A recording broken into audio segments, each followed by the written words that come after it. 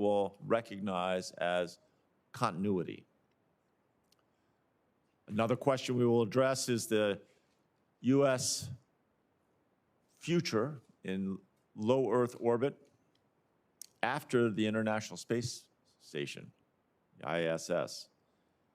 The annual cost now is approaching almost $4 billion annually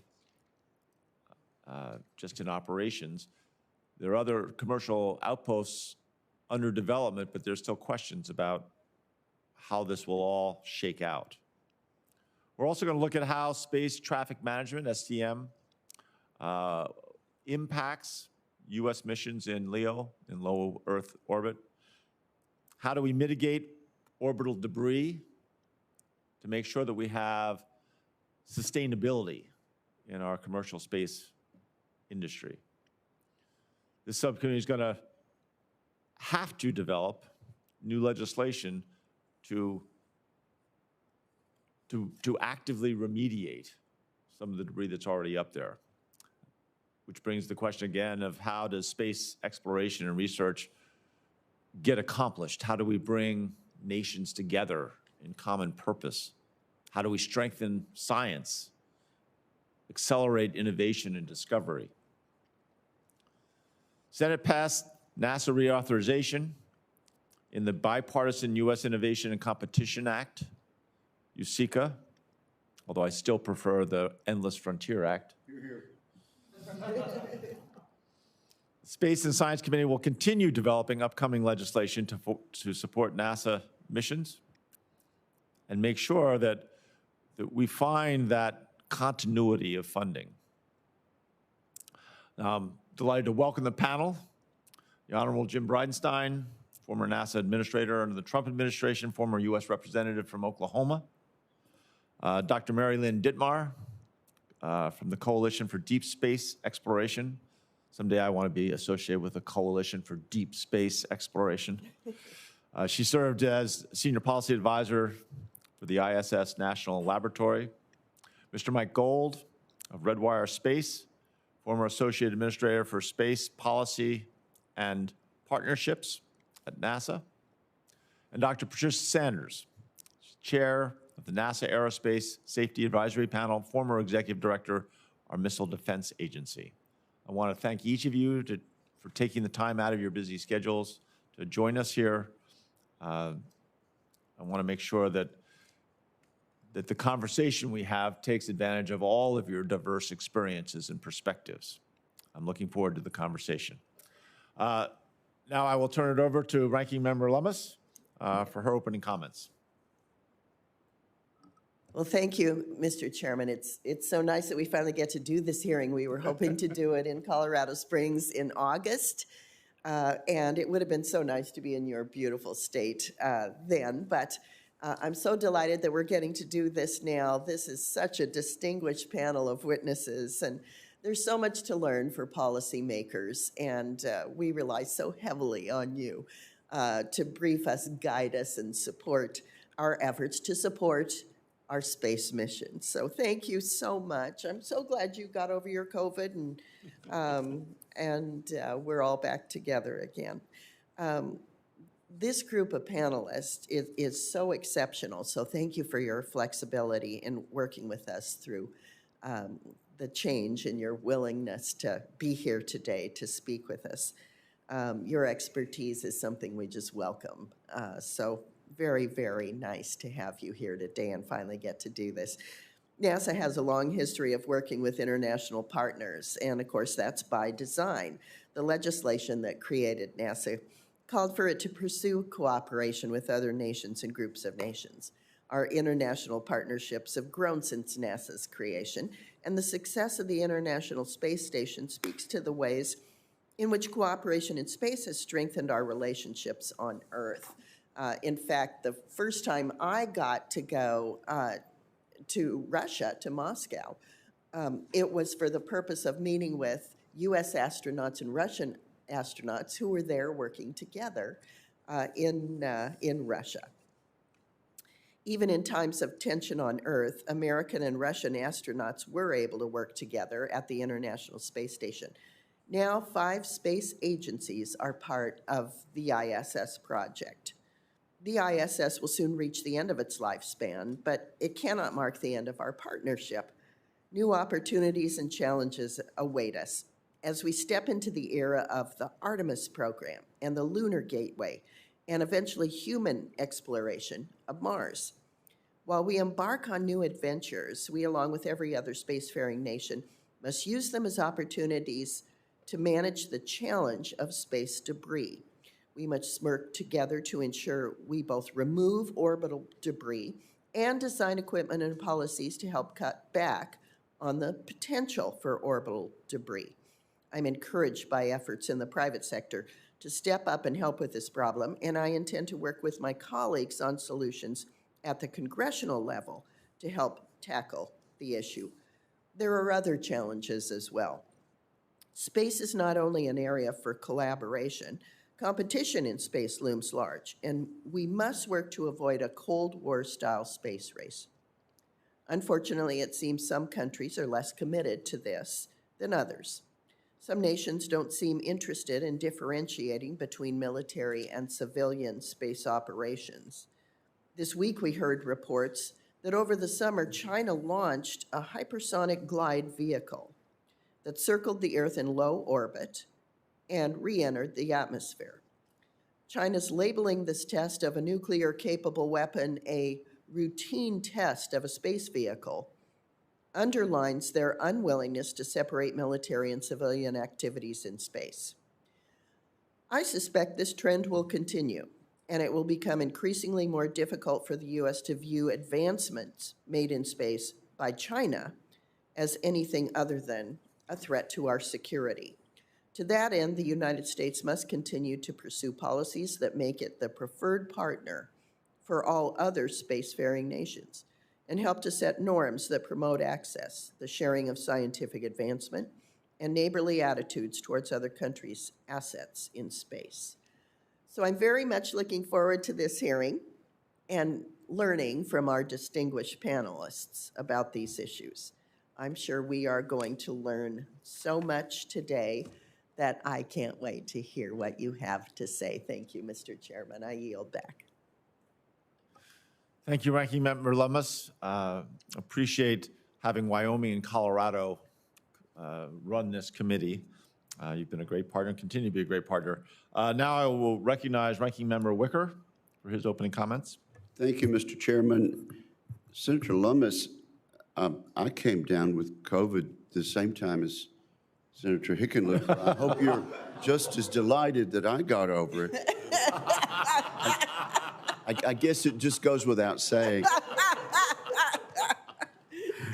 But I am glad to, and as a matter of fact, Senator Hickenlooper, I've found out how finally to get on the first few minutes of NBC Nightly News, and that's to have an independent, a Republican, and a Democrat all come down with COVID on the same day. This morning's hearing will address topics related to international cooperation and competition in outer space. Decades of U.S. cooperation in space with other nations has enhanced America's leadership in science and technology and strengthened ties with international partners. We want to continue that. NASA has been involved in thousands of cooperative activities with over 100 countries, including 20 years of sustained human presence aboard the International Space Station. Even during the height of the Cold War, as Senator Lummis mentioned, the space proved to be a rare area of cooperation between the U.S. and the USSR. Although space can bring nations together, the space domain has become increasingly competitive. Today, we are in a new space race with China.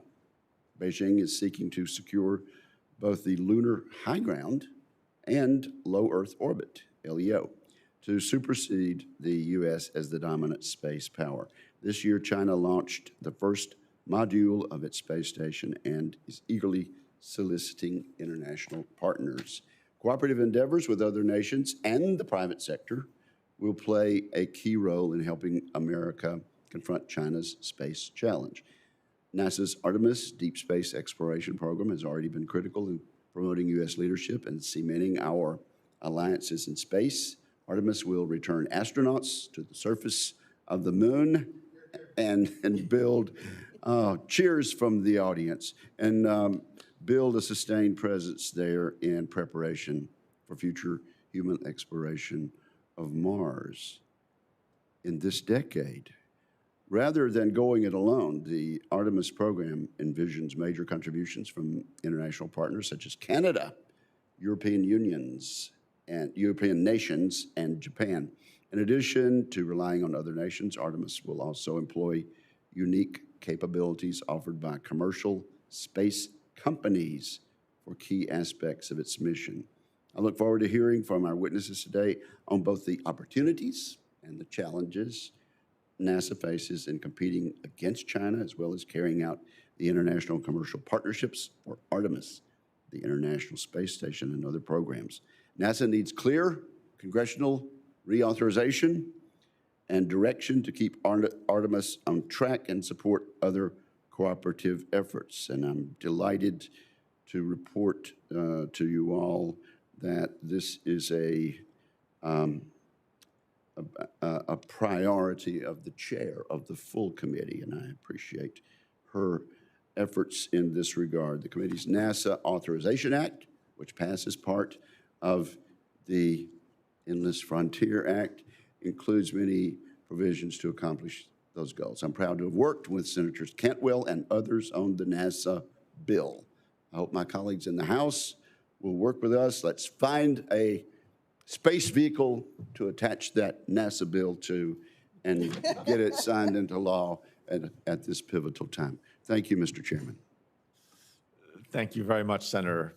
We will have to find a space vehicle for the attachment.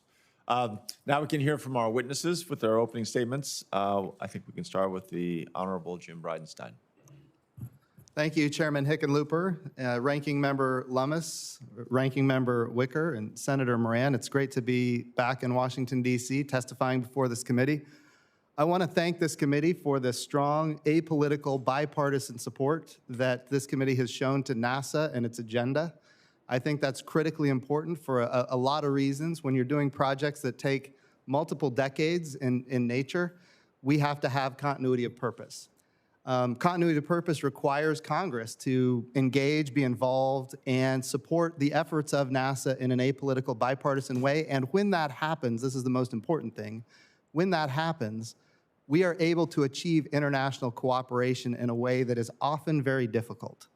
So when we think about the history, think about the Vision for Space Exploration, the Constellation Program, and the cancellation thereof. We think about the Space Exploration Initiative back in the 90s and the cancellation thereof. When these things happen, it has an effect on our international partners that is chilling, and they then choose, in many cases, not to partner with us, and that's a problem.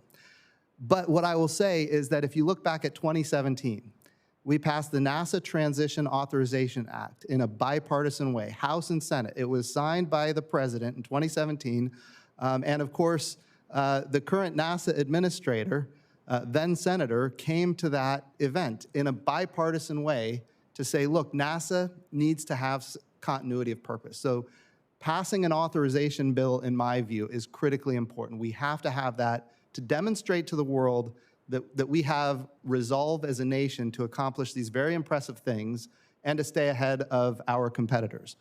So that's, I think, probably the highest order of priority, getting that authorization passed. Second thing I would like to say, and this is, I think, maybe even more important than the first, as when you think about the future, and that is the challenge with space debris. And Senator Hickenlooper, you nailed that right on the head. It's a big problem. And it's an even bigger problem when you think about the massive constellations that are being launched into low Earth orbit even right now.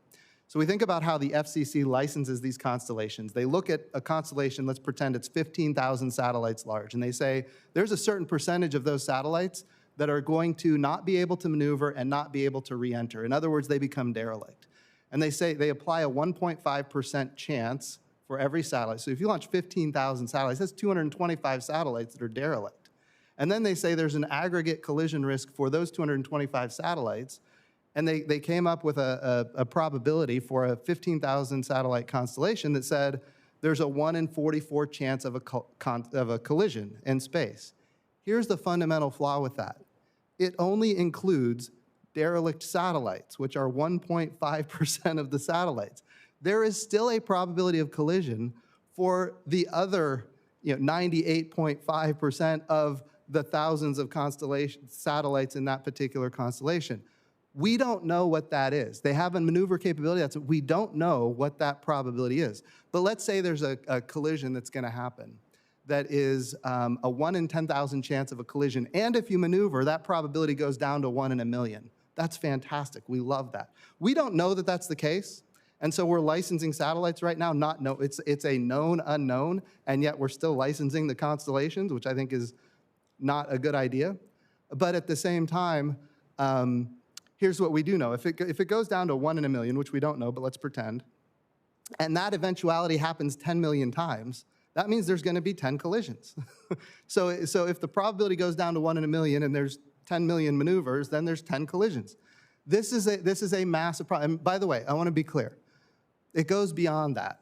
When we start talking about these constellations, we're only talking about satellites that we know that exist and debris that we know that exists. For everything that we can track that's 10 centimeters or bigger, there's 10 to 100 things that we can't track that are equally lethal. What I'm saying is that the challenge is much bigger than we know, but we know that we don't have any idea what that risk is. And yet we're still launching these and licensing these massive constellations without knowing what the risk really is. And I'm telling you, it's much higher than what the FCC is currently predicting.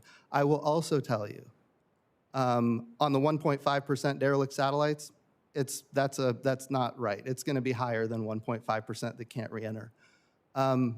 Finally, I will say this. I think it was last night, somebody here can testify, Rwanda just filed for a constellation of 327,000 satellites into low Earth orbit. Recently, you had Spain file for a constellation that's 70,000 satellites. And of course, right now we've got Starlink and Kuiper, and we've got OneWeb. We've got the European Union. They want to have their constellation. China, Russia, they all have these massive constellations for low latency, high throughput communications, which, by the way, I support, but we don't want to destroy space in order to achieve it, which is what I am concerned about. The challenge is that there are things that we absolutely know that we don't know, and we're still moving forward at a very rapid pace, and it is a very big concern in my view. Orbital debris is number 2, and I know I'm running out of time here quickly, but 2 other things that are important. I think it was mentioned by a number of senators. We have to have a replacement for the International Space Station. We love it. I know this committee passed an authorization bill out of the Senate that actually has it, no kidding, at going to 2030. That is a good thing. I would also tell you that there's no guarantee it's going to last that long, and China just launched a brand new space station. That's another big problem. We cannot cede. We don't know the value of microgravity at this point, but what we do know is that if we lose the ISS and don't have a replacement, we're going to be in trouble. Third thing, I think it's important to have 2 providers for the human landing system, and with that, I'll yield back. Thank you, Senator. Thank you, Jim. Appreciate that. Dr. Dittmar.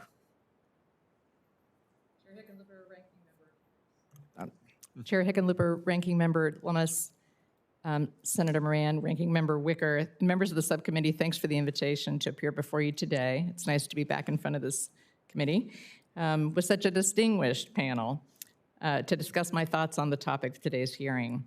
I am the former president and CEO of the Coalition for Deep Space Exploration, but I am now the executive vice president of Axiom Space, which is building the world's first commercial space station.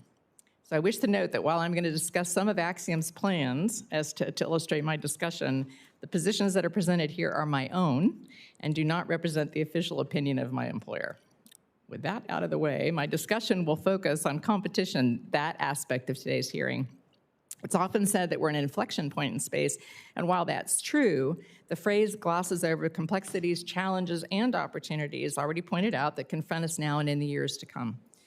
What is less frequently discussed is a more dangerous reality, namely that if the United States does not act decisively and strategically, it risks squandering the competitive moat that it has built around commercial space to national actors who continue to maintain laser focus on asserting their own national interests. Axiom is the first and so far only company to develop a new space station destined for low Earth orbit without government funds for development, launch, or operations.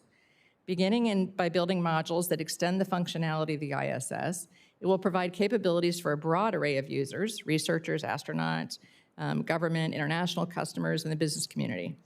Critically, for the purposes of this hearing, it is also, in my opinion, best positioned to help challenge China's interest in LEO at the end of life of the International Space Station.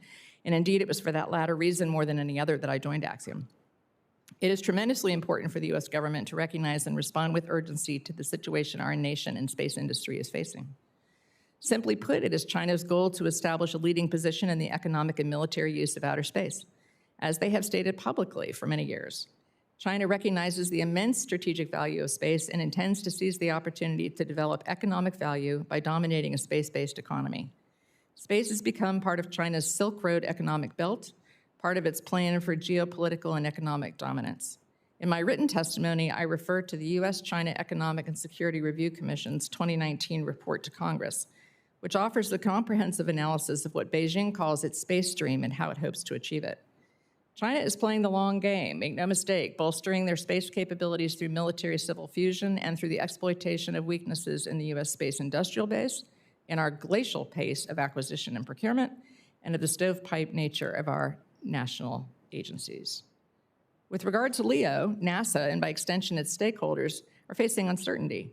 Plans to transition off the ISS at the end of its life require clearly stated objectives, realistic timelines with milestones, and a firm commitment that has not yet been adequately communicated.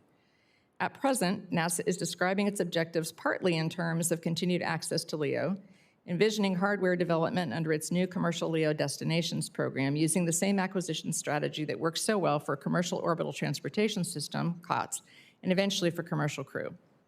There are several differences between the circumstances that gave rise to COTS over a decade ago, however, and those in low Earth orbit now. COTS was able to leverage an existing market for launch services that had developed and diversified over 50 years to include an understanding of hardware development and a substantial customer portfolio in both government and commercial sectors. COTS was also set up to meet transportation needs that were communicated early in the program. Today, conditions are markedly different. While now as then hardware development is relatively well understood, there is no diversified market in LEO to leverage, not yet. NASA has yet to clearly define its needs for services after the ISS ends, nor does it plan to do so for some time. And finally, we face a formidable competitor. At the very same time that NASA is embarking on this approach, American companies have admitted to losing customers to China as it employs strategies to undercut the U.S. commercial space sector through mechanisms such as state-backed financing that market-driven companies in the U.S. cannot compete with. In my view, an important national objective for LEO should be to counter potential Chinese hegemony in low Earth orbit. Should Congress choose to authorize LEO programs with this goal in mind, then NASA's acquisition approach should reflect this. It's unclear that the same procurement approach that worked for COTS in very different circumstances will work now. I want to spend just a few minutes talking about demand. Both industry and NASA believe that the market sector is ready to develop next-generation orbital platforms. In Axiom's case, this confidence is shared by capital markets. In a few years, Axiom will see its modules attached to station, increasing capacity and capabilities for meaningful science and research. And I've got a quick visualization, if that's available to us to see, so you can see how that will go. Maybe not. Okay, moving on. However, Axiom and other companies providing services in LEO now or in the future are dependent upon sufficient demand to close their business cases. If there's not sufficient demand, then the very companies the U.S. is depending on to assure U.S. presence and soft power in low orbit may fail. In our system, governments don't create markets. They can only serve as customers. However, NASA can fund and conduct research that is too costly, risky, or difficult for industry to undertake and provide the results to industry for use in engaging with customers. If market development is to be a legitimate aim of space policy, much as it is, for example, state and commerce, particularly if it is to underpin pursuit of a range of national as well as business goals, we might also ask if NASA is the appropriate home for that policy. NASA is not an economic development agency, and we should not expect it to act as one. The space agency that serves this country so well has core competence revolving around science, exploration, education, and technology. At the same time, as a nation, we must think and act deliberately with regard to the intersection between markets and space policy. In my written testimony, I offer several suggestions and recommendations that the committee may consider regarding how government may help. It's been a pleasure and an honor to appear before you today, and I look forward to answering any questions you may have. Thank you, Dr. Dittmar. Now, before I introduce Mr. Gold, I want to ask for unanimous consent to enter the following document into the record. It's an article from Space News, authored by Mr. Gold, titled Mind the Gap in Low Earth Orbit. So if we can ask for unanimous consent, all in favor say aye. So be it. Now, Mr. Gold, the floor is yours. Thank you, Senator. Perhaps we could also enter the visual that Dr. Dittmar Absolutely. is trying to show us. Thank you, Senator Wicker. Thank you, Senator. I'll speak for both myself and Redwire. My CEO is right behind me, so he can kick me if I get out of line. So I appreciate it. Again, gratitude to our chair, Senator Hickenlooper. I'd also like to express my appreciation to Ranking Member Lummis, to committee ranking members Senator Wicker and Senator Moran, as well as my appreciation to the talented and intrepid staff that has helped support this hearing. And again, I want to say thank you for this extraordinarily important, timely topic of international collaboration and competition in space. We often think of space as a vacuum. The word space itself can be interpreted to mean nothing, but I prefer to think of space as everything. Space is what connects the moon to the Earth and all of us to each other. The exploration of space unites this country and the world in a way no other endeavor can.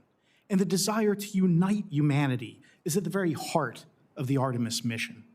Through Artemis, NASA is assembling the largest, broadest, and most diverse international beyond low Earth orbit human spaceflight coalition in history. However, assembling this unprecedented international collaboration for Artemis was neither simple nor easy. Due to the failure of every single beyond LEO American human spaceflight initiative to come to fruition since Apollo, there is great skepticism among both partner and rival nations relative to NASA's ability to sustain a program to return astronauts to the surface of the moon. This is why, more than any other rocket engine or piece of technology, bipartisanship is the key to the success of Artemis. Without robust and ongoing bipartisan support, we will not be able to lead a global coalition to the moon, Mars, or any other destination. We cannot unite the world if we cannot first unite here in Congress, which is why a bipartisan NASA authorization bill is urgently needed to both reassure partner nations and send a message of unity of purpose to our rivals.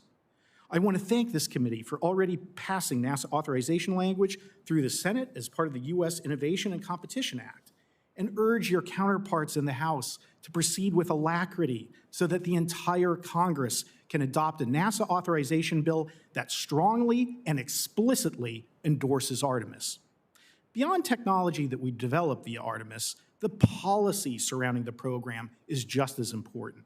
America must lead in developing norms of behavior in space to ensure that the exploration and development of the moon and Mars is conducted in a safe, sustainable, and peaceful fashion. While at NASA, it was the privilege of my lifetime to craft and lead the development and successful adoption of the Artemis Accords, which have now been signed by 12 countries. The principles of the accords, such as transparency, interoperability, due regard, avoiding harmful interference, the sustainable use of space resources, and mitigating debris are the foundation that humanity's future in space should be built upon. I hope that NASA continues to expand the family of nations that have adopted the accords, and that the agency focuses in particular on bringing in new partners from Africa and developing countries around the world, demonstrating that no matter how large or how modest their contributions are to Artemis, that all nations can join us in this unprecedented journey of discovery to the moon and Mars. Closer to Earth, the International Space Station continues to represent the pinnacle of global cooperation in human spaceflight. We must send a clear and unequivocal message to both partners and rivals that America will remain a leader in low Earth orbit by extending the ISS through 2030. At Redwire Space, which is the only company to successfully manufacture items on the ISS, we are focused on leveraging the unique nature of the microgravity environment to develop new technologies and innovations that will help to bolster global communications, that will heal the sick, and that will feed the hungry. Moreover, America must ensure that we do not suffer from a space station gap, which would cede the scientific, economic, and diplomatic benefits of crude LEO operations to China. Therefore, in an upcoming authorization bill, we must provide robust support for the development and deployment by the private sector of a new commercial space station that will continue the legacy of the ISS, sustaining and expanding American international cooperation in low Earth orbit. While opportunities for collaboration are many and varied, we must also not lose sight of the ongoing technological competitions in space that America can ill afford to ignore. Specifically, the countries and companies that master orbital servicing, assembly, and manufacturing will be the economic and national security leaders of the future. I'm proud that at Redwire, through the development of systems such as Argonaut, a satellite that literally assembles itself in orbit, we are contributing to American competitiveness in this vital arena. However, much more needs to be done, and the upcoming NASA authorization should include explicit support for Argonaut and public-private partnerships generally that will result in even more ambitious technologies leveraging deployable structures, robotics, and 3D printing. We can, and I believe should, engage with rival nations, including China, on norms of behavior in space, as well as benign cooperative scientific activities such as lunar sample swaps and sharing climate data. However, constant vigilance is the price we pay for liberty, which is why I hope the Senate will continue to urge NASA to redouble the agency's support for public-private partnerships, which are the key to maintaining American competitiveness in space. The journey of Artemis and NASA is to the moon, Mars, and beyond. But if we properly balance collaboration and competition, the destination will be peace and prosperity. Thank you for this opportunity to testify, and I look forward to answering your questions. Thank you. And you didn't even mention the companies that Redwire has in Colorado. I'll say, since it's just between us, they're three of our best. All right. Now we're ready to hear from Dr. Sanders. Thank you. Senator Hickenlooper, Senator Lummis, Senator Wicker, and members of the subcommittee. I thank you for the opportunity to appear before you today to discuss NASA's international collaboration and competition in space. The panel that I chair has the serious charge to provide both NASA and the Congress with advice for the intelligent management of the risks that are inherent in human spaceflight. NASA has been at the forefront of human spaceflight for decades, formulating the missions, defining the requirements, executing the programs, performing management integration, and leading launch, processing, and mission operations. NASA still leads in human space exploration, but the agency's role is evolving with critical implications for safety and risk management. The agency is not the same as it was 10 years ago and will not be the same in even another 5 years. The rapid growth of commercial space services and increasing global interest in space have changed the environment, and the landscape will not return where NASA is the only or even the major actor. This has tremendous upside potential and equally tremendous challenges for managing risk of human space exploration. At the same time, the exploration endeavors NASA leads are ever more complex and have ever more risk involved. NASA has been gradually and tactfully and successfully adjusting to a changing role and set of responsibilities as it shifts from principally executing its programs and missions to commercially and internationally acquiring significant key elements and services. But our panel firmly believes that NASA must now take a more strategic examination of the agency's evolution in the emerging environment while continuing to manage a safe and complex human exploration campaign. NASA's challenge is the melding of traditional and innovative approaches, including significant systems engineering and integration complexities, and the certification of commercial human spaceflight capabilities with high levels of risk. There are clear advantages to leveraging industry innovators and international partners, but NASA must still manage and be responsible for the overall risks, even when the agency neither controls nor dictates the material solutions for all of the components. To do this, we believe that NASA first must determine how to exercise appropriate accountability, or how to hold its vendors accountable for the safe and successful accomplishment of its mission. Secondly, we believe it is imperative to define the overall architecture for the highly complex Artemis mission. The agency should identify how each individual element, regardless of provider, fits the architecture and the top-level requirements for each element to fulfill its necessary function in the overall structure. This should allow NASA to focus on the right set of priorities at the right time and to communicate expectations to all the contributors, internal, commercial, and international, in a consistent manner. Thirdly, all of this is complicated by the nation's current lack of comprehensive regulatory framework for human commercial spaceflight. NASA retains full accountability for its missions, but no external government regulations or standards exist to set a baseline level of expectation for the provider related to human safety. The few existing regulatory pieces leave a gap related to human on-orbit safety and the space industry that impacts human safety. And in particular, as has already been mentioned, there is an immediate and compelling need to designate a civil agency to oversee and coordinate space traffic management. Given the importance of space to international security, technological leadership, and international competitiveness, it is vital for the nation to act now to preserve the safety of space operations and their environment. In closing, I note some consistent advice themes from the panel. First, it is a need for a constancy of purpose, as mentioned, sustained commitment, and a clear understanding of the objectives. Second is the importance of setting challenging but achievable schedules and not allowing undue schedule pressure lead to decisions adversely impacting safety and mission assurance.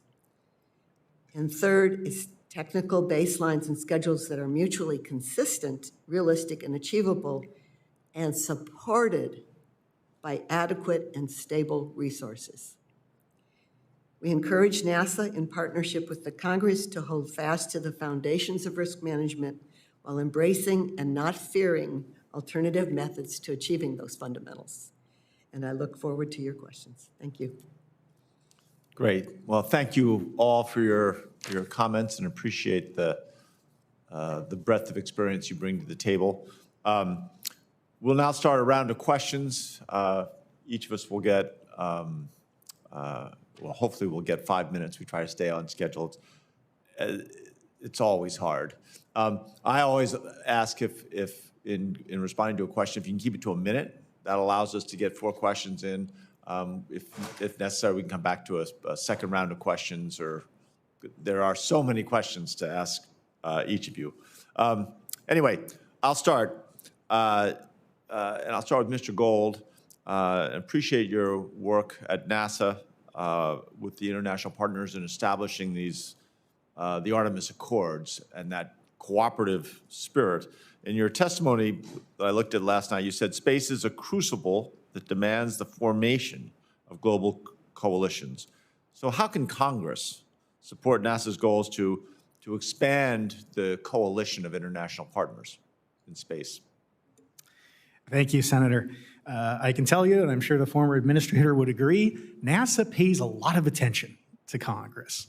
And your rhetoric, obviously legislation that's passed, determines whether NASA is aggressive in going out and forming international coalitions or holds back, and really what the agency does. So I think it's extremely important, again, in an authorization bill, that there be explicit encouragement to the agency, both to expand out international cooperation generally, as well as specifically to expand, again, the family of the Artemis Accords. That there's so many countries that need to be involved, that the agency should be aggressively reaching out for.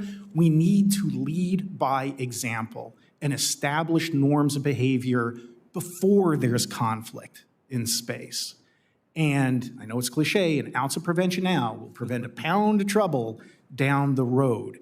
So including even a sense of Congress about the accords, international growth, and being aggressive to establish norms of behavior, I think would be extremely helpful to assure a peaceful future. You know, other countries may or may not, agree to the same norms that we do, but if we lead by example, we can take pressure there and create a coalition of the willing. Absolutely. I think you're spot on. I could not agree more. Absolutely. And I want to take, and Mr. Gold talked a little bit about this, the implications of a gap. I guess, Dr. Dittmar, let me ask you, where do you see what are the implications if we do end up with a space station gap where the United States is not taking a leadership position? So, thank you for the question, Senator. As has already been pointed out, China has a space station that's flying in low Earth orbit. This is actually their first module of a station that they're going to build out. And China is leveraging that space station. They've formed partnerships with UNUSA. They recently announced that they had agreements to fly over 1,000 payloads. We've had American companies that have already said that they're beginning to lose customers to China and the Chinese station because the Chinese are using state authority to subsidize access to station for commercial customers as well. And so if what we're saying is that we want to have a follow-on station that's a public-private partnership or is owned by a private entity, that entity absolutely depends upon access to customers that are not being, in effect, stolen away by a state agency that's doing that, intentionally to sort of undermine that capability. The other thing, frankly, is that, robust presence in low Earth orbit for Americans has been a part of policy, whether stated or not, in the United States for more than 20 years. Actually longer than that. And going back to the origin of NASA, and when you look toward an authorization bill, I think it's really important to foot stomp that U.S. presence in low Earth orbit is expected in perpetuity, that it is the policy of the United States that we will continue to do so through whatever means. However, I think, and low Earth orbit is frankly our foothold going out into outer space. We need continuity of human spaceflight and human activity beginning on the ground through low Earth orbit into deep space. And that chain is very, very important to American security, to American business, to American research and science, to American technology development. We cannot afford a gap. Yeah, well, we agree on that. Dr. Sanders, the GAO has expressed concern on the maturity of advanced lunar spacesuits. Is a classic case, but I think a lot of what everyone's talked about, and especially Mr. Bridenstine, the safety of these missions is there are risks from 100 different directions. And I was going to ask you to describe how you believe that robust congressional funding, that continuity of funding and authorizations could help NASA support the goals of safety and making sure that, mission schedules can end up impacting safety and assurance. Well, we've been a consistent proponent of adequately resourcing all of the complex requirements necessary for safely execute. When resources are not adequate or not stable, the NASA and in their decision-making process on designs end up making design choices that maybe are premature, maybe they are take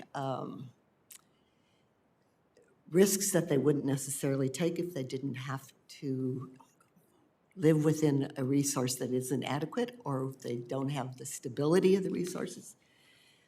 It forces to make choices sooner than you might want to take. It forces you to sometimes down select earlier than you understand all the implications of competing designs. And so it's very important to have the adequate resources and to have them in a stable fashion. Right. Great, I appreciate that. I'm already out of time. I can't believe how fast this goes by, but I am not done with all of you. Mr. Bridenstine, you will get your moment.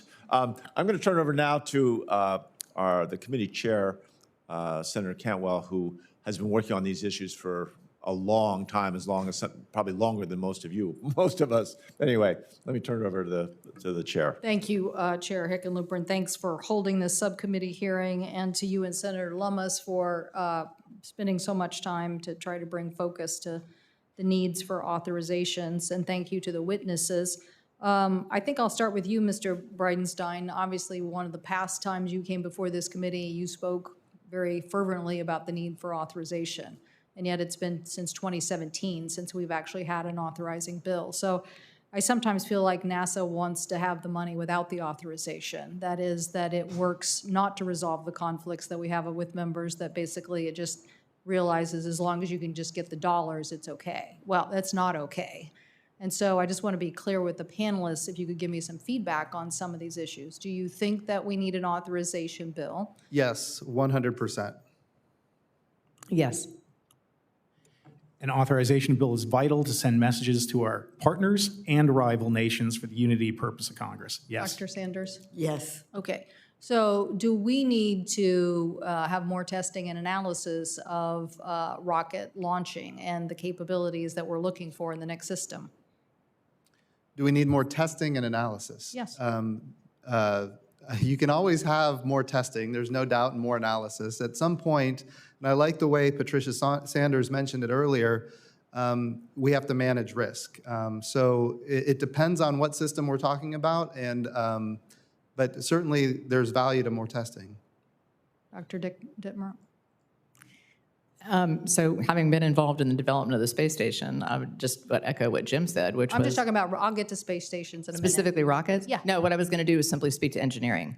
Okay, so it's always useful to have test data, but there's also a appropriate use of test data, and then a point at which just more and more testing simply adds cost and schedule. Okay, Mr. Gold?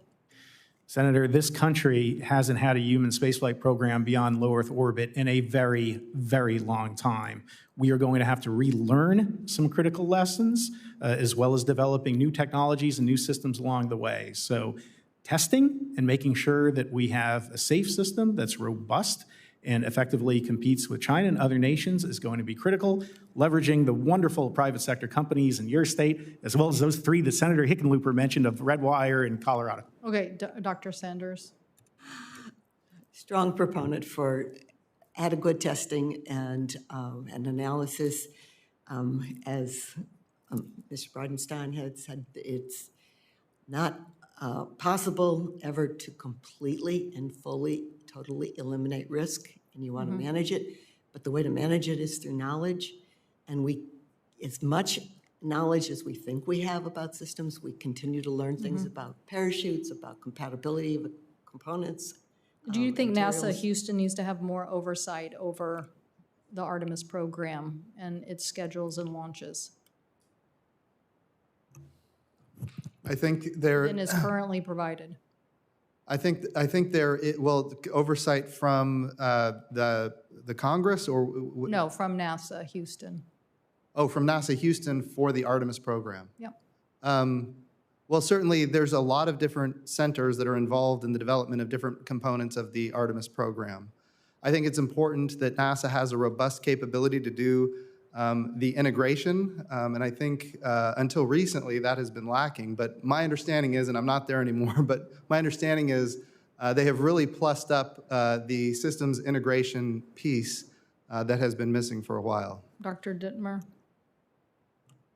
With apologies, Senator, I am not I'm not as current with what management is distributed across the centers. I'm bringing up topics that are part of the dispute between what the Senate and the House wants to do on a NASA authorization. So I'm just trying to get your viewpoints on that, because part of the issue is we have to debunk, where we are. We can't do an adequate oversight job if we don't have an authorization bill. We can't come back on the measurements if we don't have some input here about what kind of structure we need. But we're sitting here with obviously a new, as Mr. Gold was saying, a pretty big new adventure, at least from the number of stops we're talking about, and then what we're talking about going beyond the moon. To say nothing of we really don't have any accurate dates or cost estimates or what we want out of each of these systems. What do we want out of the launch systems and the capabilities? What do we want out of the ISS and its capabilities? What do we want on the lander system? What do we want, you know, on the beyond lander? So here beyond the moon. So here we are having this discussion without reference and without oversight, really, because we don't have an authorization bill that is on a piece of paper, who's in charge, who's going to answer these questions, and how are we going to have this debate in Congress. So what's coming across is the amount of money that people want to keep going, but then it's always not enough. And then the choices that people make don't necessarily adhere to redundancy and resiliency. So I think it's just imperative that we get an authorization bill, and so I'm trying to figure out from you all what you think some of these stumbling blocks really, truly are between our colleagues. So, Mr. Bridenstine?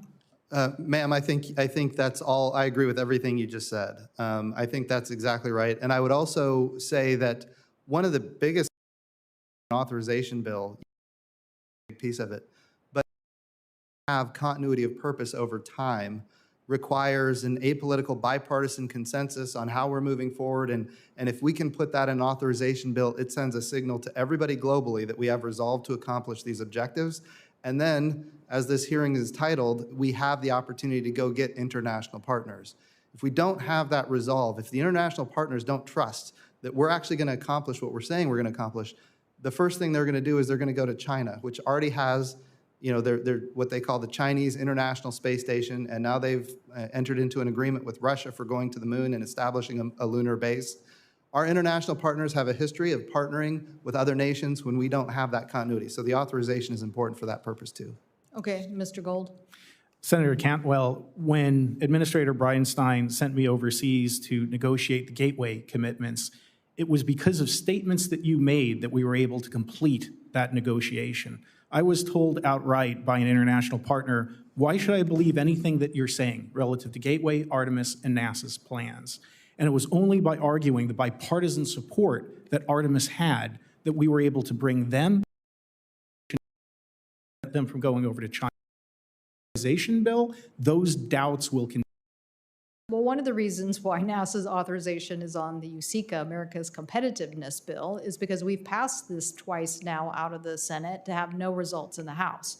So we're very adamant here in a bipartisan fashion what needs to be done, and I'm just trying to use today as a way to figure out what is this stalemate that we have with our House colleagues truly about. Now, I don't know if anybody wants to talk about the nature of a public lander, that issue, but obviously that is one of the stumbling blocks as well, is that people would like to have a process and go back and look at a public lander, although I think some people are saying, you know, the IP would belong to the government, all sorts of, so how do we get a resolution of this issue?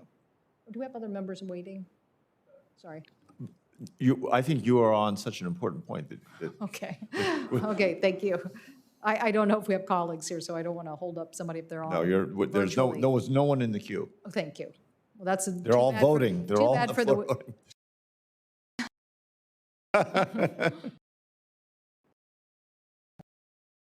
So when we the moon, we need to look back at the program and the Commercial Crew Program. Both of those have proven to be very resilient. Even when one partner had a challenge, the other one would step forward and continue to move forward. We saw that, you go back to 2014 on commercial resupply of the International Space Station.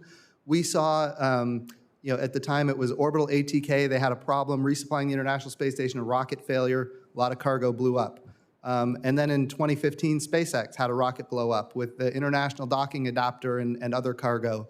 But we had a resilient program where we had dissimilar redundancy, and we were able to use an Atlas rocket with the Cygnus cargo capability and basically resupply the International Space Station. And we had international partners on that, Japan, that helped, you know, support the resupply, and even Russia supported the resupply. So the answer is we need dissimilar redundancy. Having a single provider for a human landing system, I think, imposes risk. That risk is budgetary, that risk is schedule, that risk is oversight, that risk is transparency.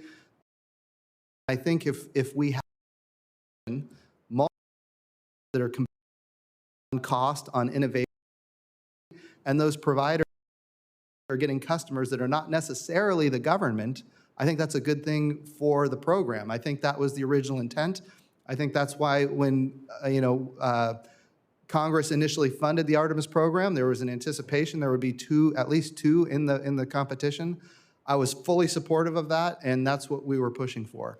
I'm more trying to get our colleague, the chair of the House committee wants a public lander. And so I was trying to get comments about that. I think I'm going to say things I've said before, and it's going to maybe get me in trouble with members of the House. I don't know. But I will tell you that I think anytime you introduce a competition between the government and the private sector, the government wins and the private sector loses. I think that's a challenge. I think we have enough commercial capability now to have two commercial human landing systems. And I think if we had adequate funding, whether it's coming from the executive branch that's not providing it or Congress, I think the adequate funding for two systems. Senator, private sector itself.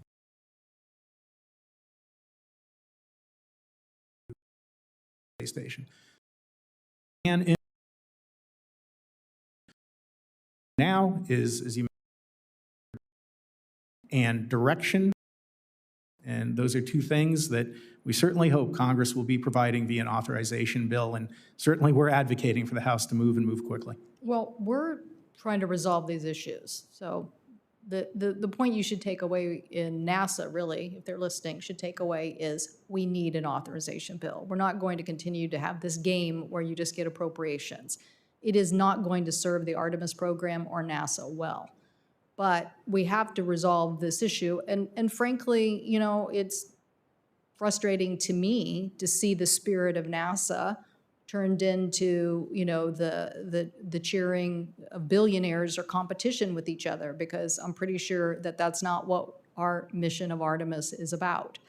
And so somehow we've gotten away from our focus, on what we're trying to do from a technology perspective. And I believe in NASA's innovation and technology. I want them to apply the same spirit fixing the problems on the Apollo project to fixing and getting this authorization done. But if we have to address this public issue and get our House colleagues in a room and figure out what is the sticking point here, we should do better than just dismissing it and saying the private sector can do better. We just had this debate with the FAA and oversight of the aviation sector. We clearly saw where there were pitfalls.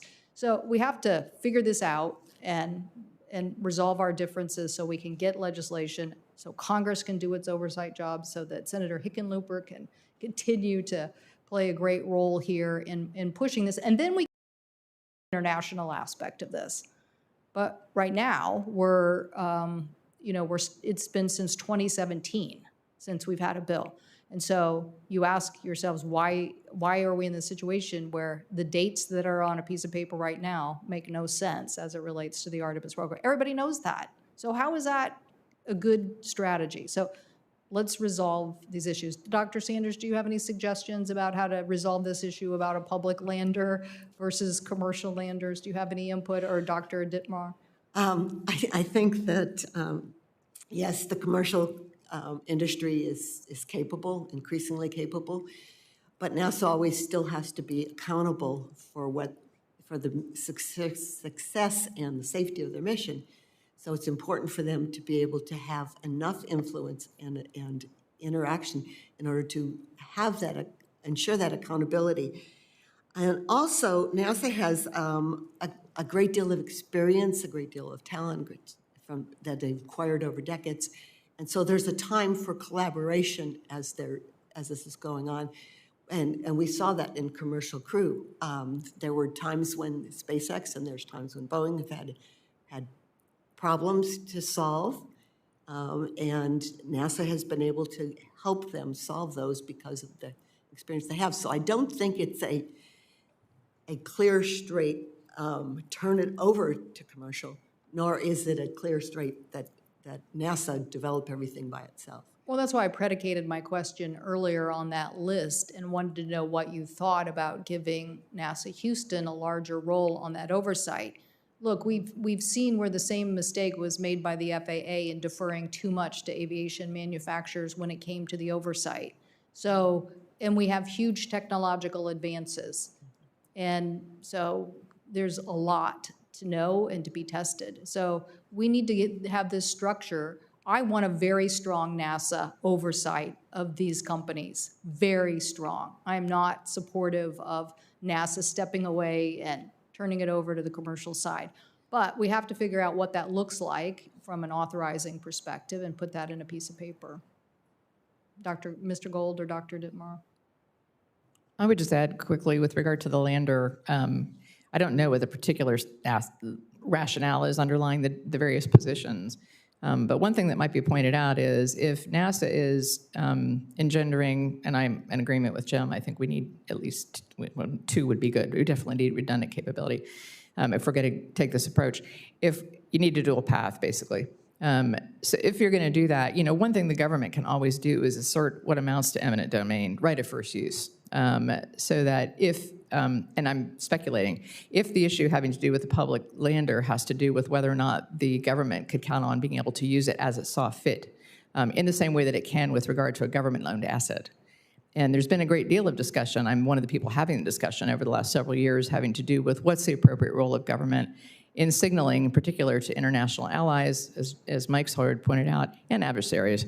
What's the full faith and measure of the U.S. Congress mean, and what's the difference between how it is that you see a government-owned asset versus a public asset, okay, versus how you see a privately owned asset? Maybe one way to have the discussion is to talk about what rights the government has to assert in the case where it needs to use, okay, and to, in fact, basically say to private companies, sorry, we understand you have other customers, we understand you have business agendas, but we have to set those aside under these circumstances. I don't know if that's a path forward, but it's just an idea. Well, I think oversight is a question here. My sense is there is a feeling of loss of oversight with these commercializations. And as I said, we've dealt very deeply with this as it relates to the FAA and to the manufacturers. And you had a lot of people even within the organization at the FAA stepping away, saying, oh, they know better, let them go ahead. Yeah. And we need a very strong NASA and very strong NASA oversight. I believe to do that, what you also need to have, and when you think about authorization, is very clear statement of objectives. What are the objectives, okay, insofar as how the government sees them and how Congress sees them? Because without that, it's very difficult to even be able to begin to do oversight because you know what objectives you're trying to meet. Yeah. You couldn't have said it better. Thank you. And Senator, perhaps you have the solution already in terms of the compromise with the House relative to oversight. I believe the question of government versus commercial is a false dichotomy, that we're stronger when we're working together. As Mary Lynne mentioned, Dr. Dittmar, that NASA's got so much incredible experience in the private sector is innovation, dollars, affordability. We need to combine that effectively and hopefully going to the House, bolstering oversight and insight of the programs and having 2 entities moving forward, I hope could address the issues that they're raising. You're raising an interesting point, but I think no one's against companies going out there and doing commercial space travel. Okay, go for it. But we're talking about how we're now going to conduct our next Artemis mission. Mr. Chairman, you've been so lenient, and I see my colleague has returned, so I'm sure there are more questions by my other colleagues. Thank you so much to the witnesses, and thank you for your diligence on trying to get this authorization over the goal line. Thank you. Thank you, Madam Chair, and I was copiously taking notes, as I trust you all were, with her questions. I also have to vote, so I'm going to turn this, the chairing of this meeting over to Senator Lummis, our ranking member, and then she will proceed, but I will be back. So, don't think you're going anywhere soon. Well, thank you, Mr. Chairman, and thank you again, panelists, for tolerating our vote series that's interrupting the conversation. Former Congressman Bridenstine remembers those days very well. First question is for Mr. Gold, and it has to do with the importance of strong public-private partnerships and a good line of communication between NASA and the commercial space industry, particularly on regulatory and policy issues. So, Mr. Gold, I'd like you to talk a little bit about the importance of the NASA Advisory Council's Regulatory Policy Committee. Thank you, Senator. public-private partnerships in America are the envy of the world. It is incredible, this really second golden age that we're having in space, due to not just the private sector, but the support that NASA has given, that combination of capabilities. Elon Musk has gone on the record that there wouldn't be a SpaceX if it wasn't for NASA. So being able to combine public and private sector benefits and advantages is so critical. And one of the other aspects that separates us out from foreign competition, other nations, are FACAs, the Federal Advisory Committees, that we have an explicit and official ability to combine private sector feedback and advice.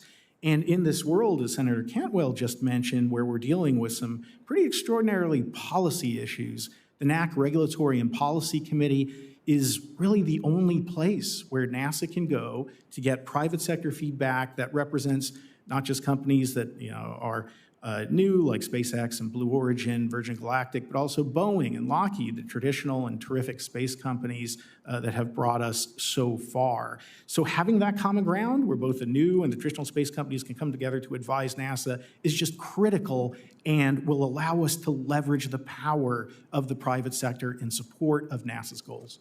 Thank you. Would anyone else like to comment on that? Well, thanks. That's a pretty strong statement in favor of their work, so thank you. The embarrassing thing to me, Senator, is that two of the members of that committee are now astronauts that we had, so I'm falling behind my colleagues who are on that committee, so Audrey Powers and Suresh Bandla. No worries. You bring your own qualities to that. How would you say, this is for anyone who wishes to jump in on it, how would you say China and Russia manage their orbital debris? And are there things we can do to encourage them to do more?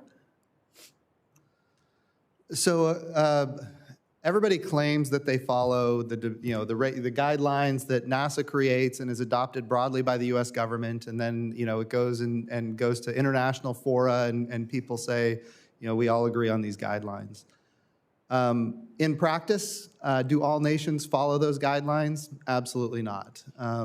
And so that's a challenge. It's one of the reasons when I was the NASA administrator, I got Mike Gold engaged in the Artemis Accords. We needed to use the Artemis program, and I think this is an important thing. We look at the Artemis program, we get all these countries that want to be part of the Artemis program. How do we leverage that to create an international environment that is conducive for the future of human spaceflight? And so we put in there that you had to adhere to the debris mitigation guidelines that are set forth by NASA. And interestingly, everybody has already agreed to that, so nobody could ultimately disagree. But here's the thing, if you want to participate in Artemis, now you're committed. You got to follow these guidelines. And I think, so the question is, how do you compel other nations to follow what the guidelines are? And, oh, by the way, and this is another challenge that we have, as I mentioned in my opening statement, in this country, we have these mega constellations now that are also placing at risk low Earth orbit. And I'm not naming any one, there's a lot of them in this country. And as I mentioned earlier, there's a lot of other countries that have constellations as well. Rwanda, as I mentioned, 327,000 satellites being filed for at the ITU. So we don't have the authority as a nation to turn around and tell other countries, you're not allowed to have your own constellation, when we ourselves are licensing exactly the same thing. Yes. That's it. So the solution set, Ranking Member Lummis, is to recognize that there is a limitation to how much stuff can be put into any orbital shell. There's a limitation there. Once that, and by the way, I don't know that that's been recognized by anybody at this point, but once it is recognized, we need to define what those limitations are. And those limitations can be determined by the cross-section or the size of the satellite, the mass of the satellite. So we think about how much stuff can you put in any orbital regime, and then we say, okay, now that we know that there's a limitation, we've defined what that limitation is, there needs to be a process by which we allocate access. When I say we, there needs to be an international kind of effort to this, where access is allocated in an orderly way, and when the United States gets its allocation, that we, in fact, do allocate in a market competitive way, where we allow access to a number of different companies that are trying to accomplish the same thing, so we don't end up with monopolistic behavior. I really think, if you look at the the kind of the way the ITU works for geostationary orbit, I think that might be a good model for low Earth orbit. It's going to have to be, because the other result is this: we're all launching stuff into space, and it's gonna be not good. It's a race. Yeah. And when you have a race like this and everybody's operating, it's the prisoner's dilemma. Everybody's operating to benefit themselves, and at the end, everybody loses.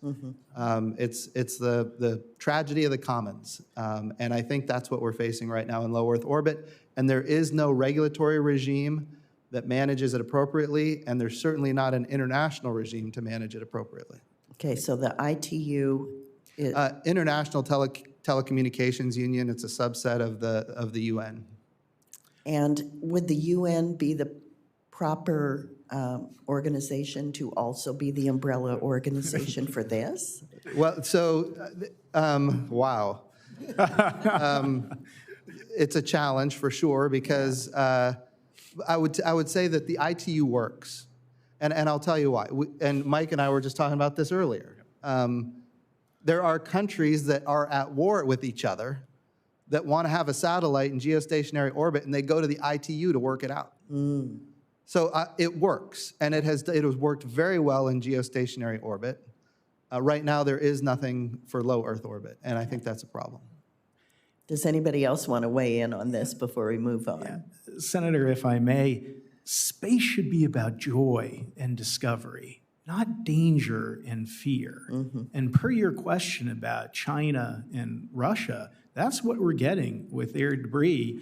You know, now I'm going to steal from the former administrator there, who would often talk, and we would be remiss if we didn't mention ASAT testing in the context of this discussion, that due to a Chinese ASAT test, there's debris that's still up there, and I believe it was America that had to warn China that there was debris created by their own ASAT test that was threatening their own space station. You know, the former administrator always point that out.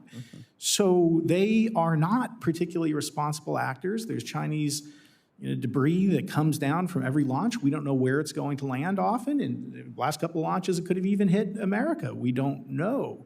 So as Jim was describing, what we need to do, and I don't think the UN is the entity to do it in, at least initially, we need to do what we've done with the Artemis Accords, and I'm still grateful for the former administrator for that opportunity, is to build a coalition of the willing in terms of what good looks like. Lead by example on the debris issue, and then use that to force United Nations or form a new kind of ITU to be able to develop it. Also, debris represents not just a problem, but as a private sector Redwire guy, it's an opportunity to innovate, to develop new technologies that can address this issue. We should have active debris removal missions so that we can develop new systems that not only will help address the debris problems, but create new satellite technologies and other systems that can benefit a wide variety of economic and national security areas for the country. Mr. Bridenstine. First of all, I want to double down on what he said. I think Mike is exactly right. Mr. Gold, as his name tag says, is exactly right. When we talk about, think about the FAA, and we go back to the 1950s when the FAA was created. In those days, the United States did it alone, and we were making great advances, and it worked. We were able to have a lot more airplanes into a lot less space. Interestingly, because we took the lead and we took that model around the world, an organization formed called ICAO, International Civil Aviation Organization, and they took the leadership of the FAA and they applied it globally. So now when I fly my airplane, I'm a Navy pilot by trade, when I fly my airplane all over the world, I know exactly how to fly in whatever country I go to because we're all following the same rules. But it wouldn't have happened if we would have gone to some international organization and said, here's what we need to do, and try to get agreement from our competitors. That wouldn't have worked. But when the United States takes the lead, ultimately there becomes a standard that the other countries can join. And I think that's exactly the idea that Mike was talking about just a few seconds ago. We have to lead on this, and when we do, I think we're absolutely going to change the world so that all of those constellations that we all believe in for low latency, high throughput communications can be successful. Well, this is a fascinating subject, and I hope to pursue it further. But I want to recognize my colleague. This is Old Home Week. Not only is Mr. Bridenstine a former congressman, but of course, so is the gentleman from New Mexico, Senator Lujan, who we recognize now. Thank you to our ranking member and to our chair for this important hearing. Holding this hearing matters to us, not just here in America, but in New Mexico. Now, in New Mexico, we have an incredible innovation ecosystem that supports the space industry.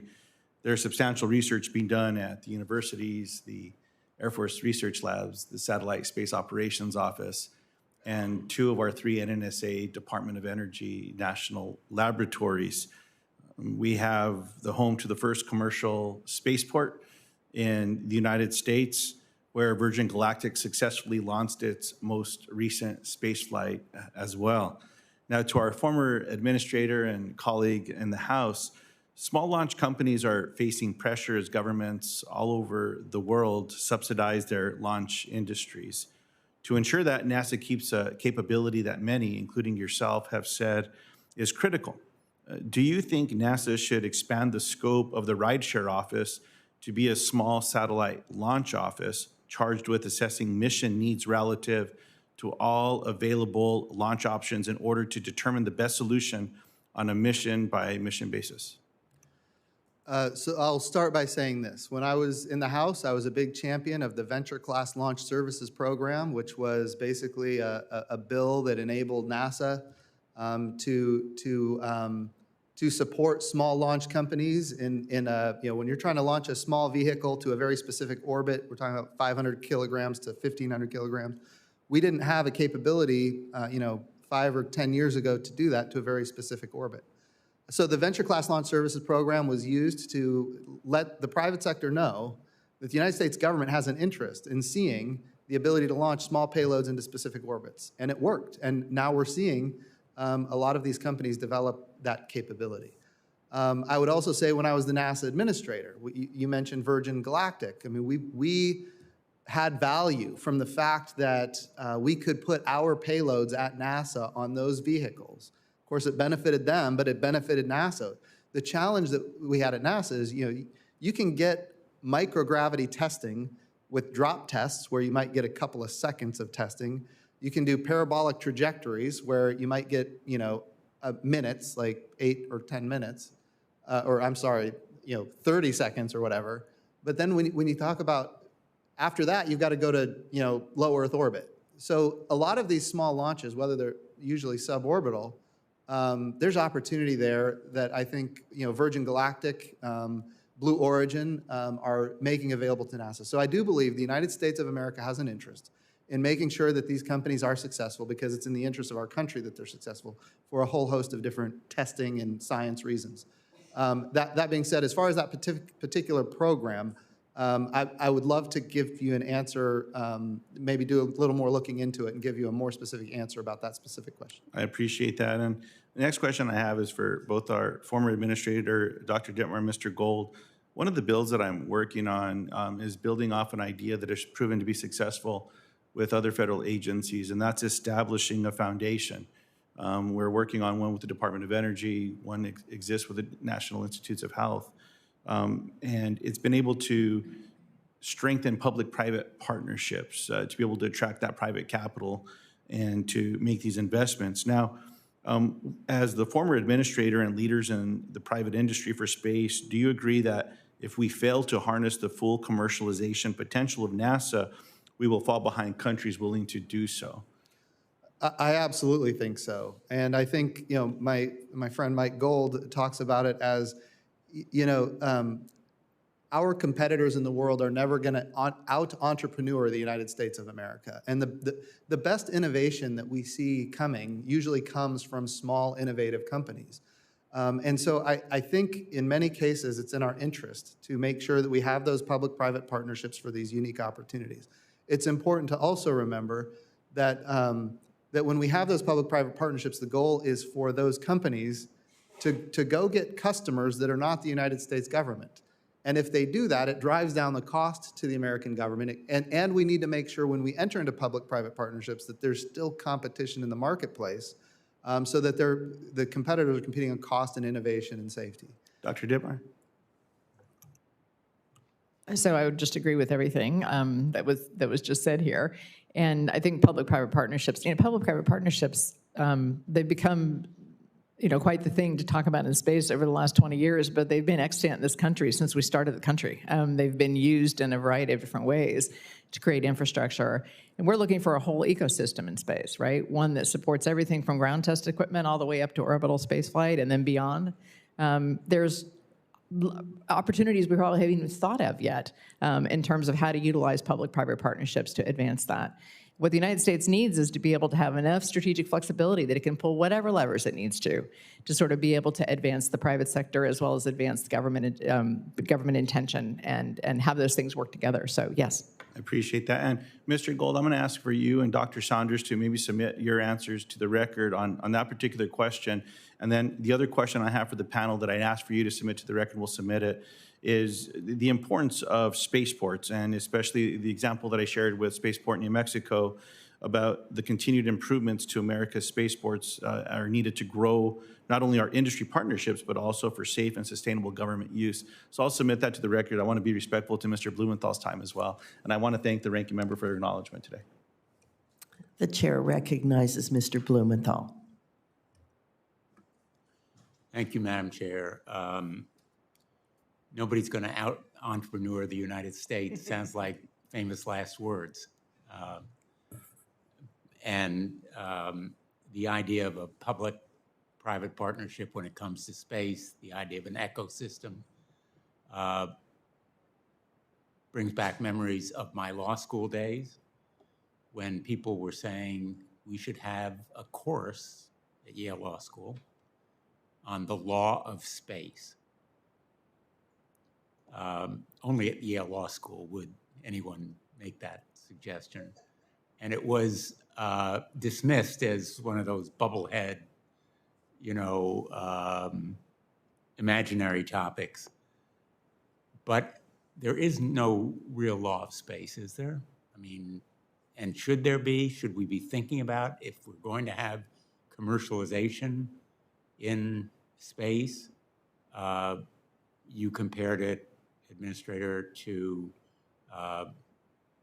flying into other countries, but there is a means of enforcement there.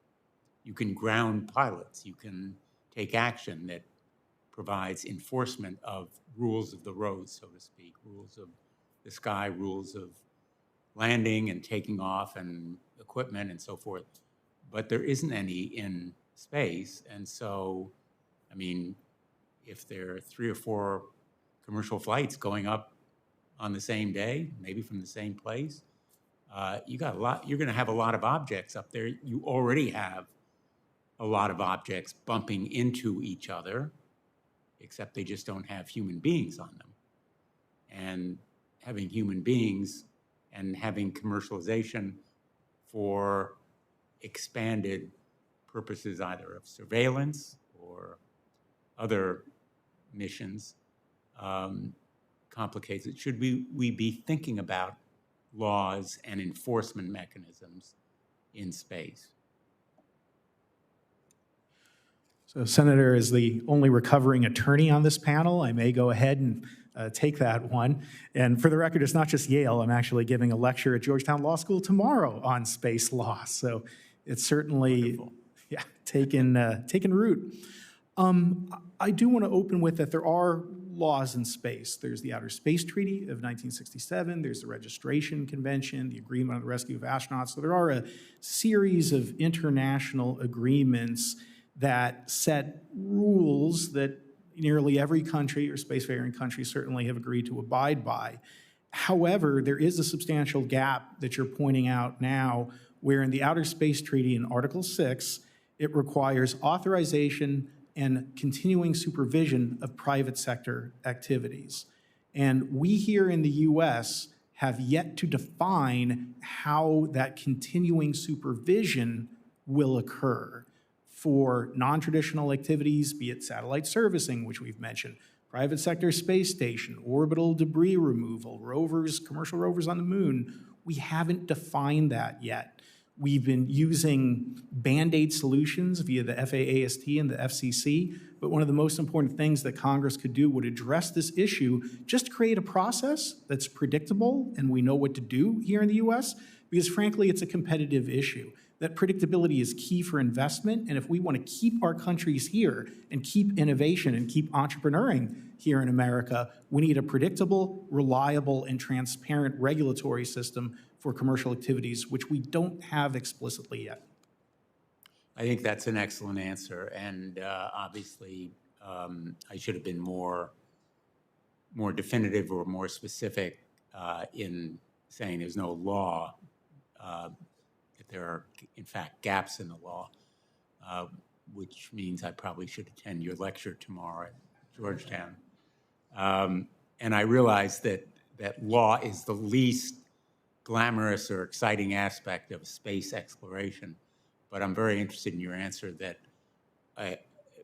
as in many other areas of life, certainty and predictability are very important for the risk takers and the scientists to make progress. Exactly. If you're going to invest, the last thing you want to see is an unpredictable regulatory environment. If you're going to insure an activity, you need that certainty. So I know it's not as sexy as fun, but it can be as important as any technological development to space, not only occurring, but particularly occurring here in the United States. Spoken like a true recovering lawyer. Thank you. Thank you all for your testimony today, and it's been very enlightening. I've been following it from afar in between hearings, and we really thank you for being here. The gentleman yields back, and the gavel is returned to the chairman, the gentleman from Colorado. Thank you, Ranking Member Lummis. What did I miss? No. We have a couple people that are trying to get in remotely, and luckily, I happen to have more questions, and I think Senator Lummis might have a couple more questions too. So if I can re-enter the low Earth orbit of information, and let's go back to Mr. Bridenstine. You spoke, I think, compellingly about the overcrowding in LEO, and you didn't even really get into that whole notion of once you have collisions, how many more fragments are created, and that you end up with a cavalcade of collisions, and that 1.5% really gets scary because if that's too high in and of itself. And I followed your math of how we get to 1 in a million, but there's a lot of probabilities between here and there, and I think it's unacceptable when you begin to look at how rapidly you could escalate. So anyway, I think again, how would you look at what should Congress be doing? Who should be have the regulatory responsibility there? And we're fully aware of the discussions there, but I'd love to hear your opinion.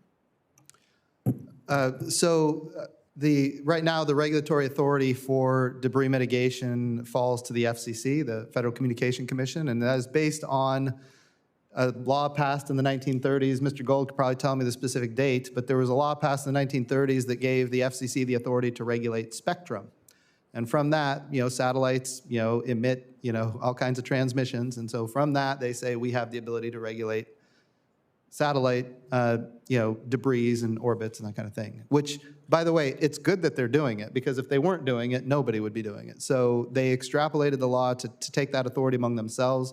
I don't know. In fact, I'm confident that the FCC is not the agency that should be doing that. And the House and the Senate have passed a bill that was signed that gives that authority to the Commerce Department. That has not been adequately funded at this point. They need resources to stand up a team of folks that can actually put into place the regulatory environment for this capability. So are you agreeing that notion of having a separate, escalating one of the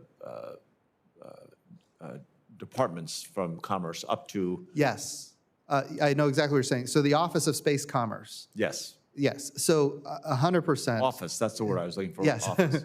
The Office of Space Commerce is right now under NOAA. It's not, and look, we all love NOAA, but it's not their highest priority to do space situational awareness and space traffic management, and debris mitigation and remediation, as you mentioned earlier.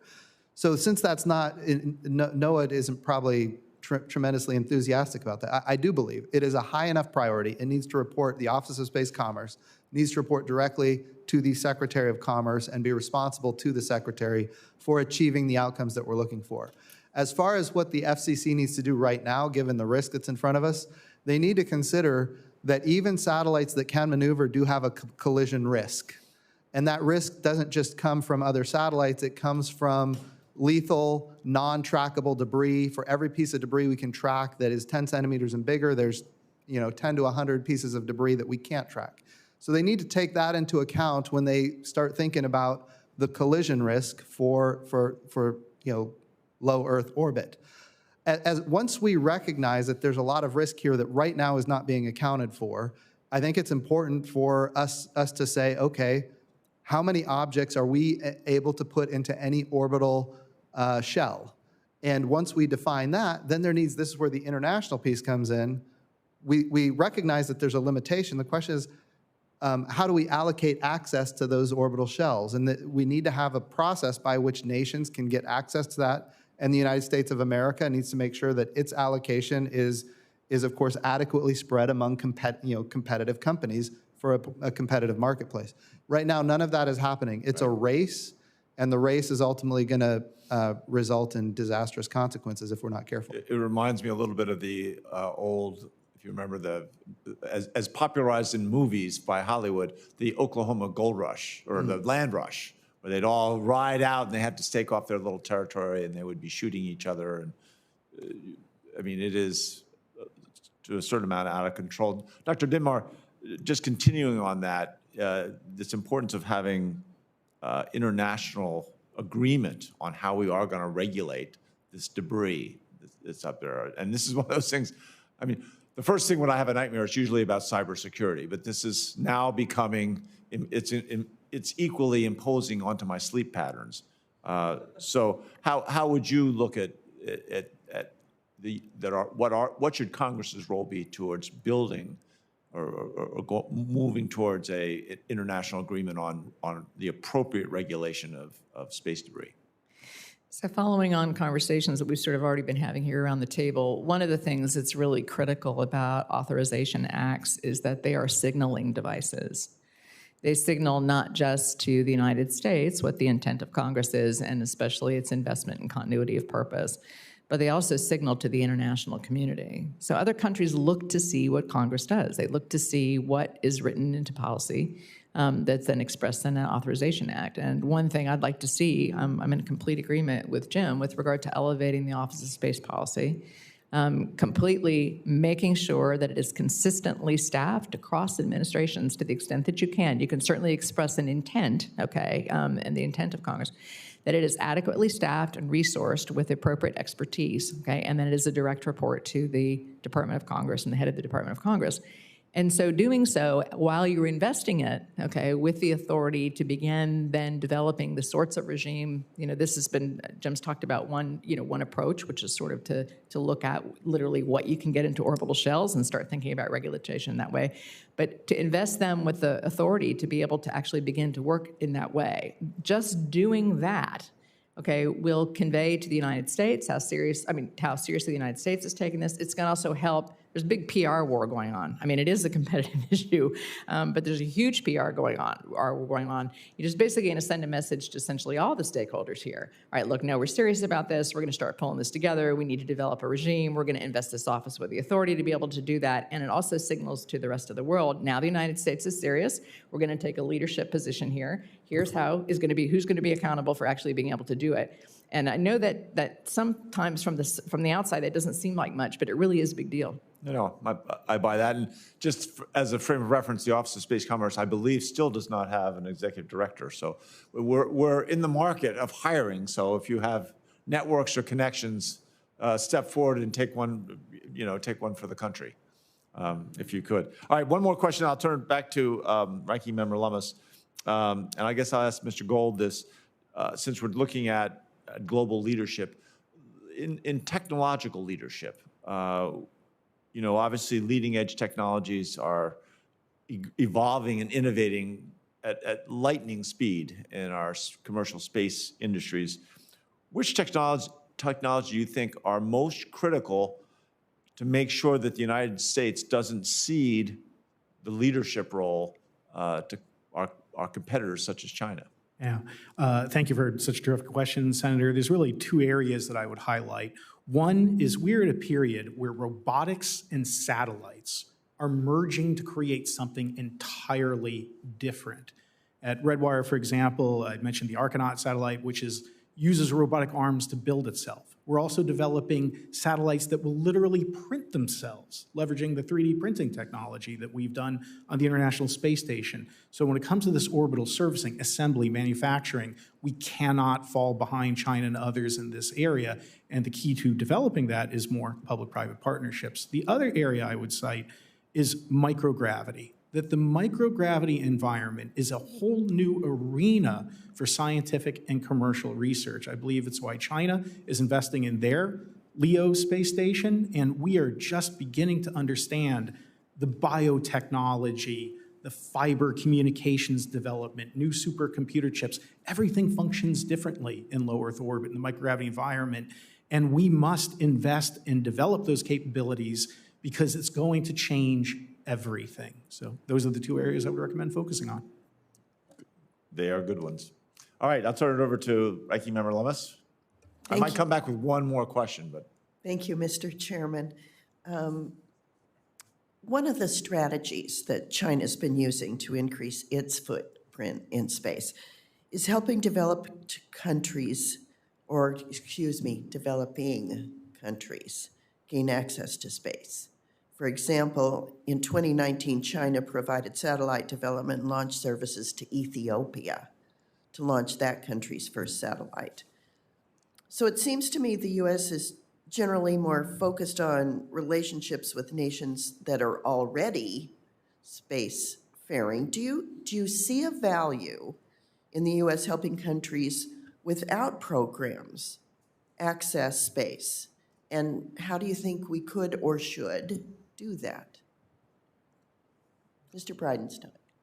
So I'll go first, and then I'll turn it over to the others.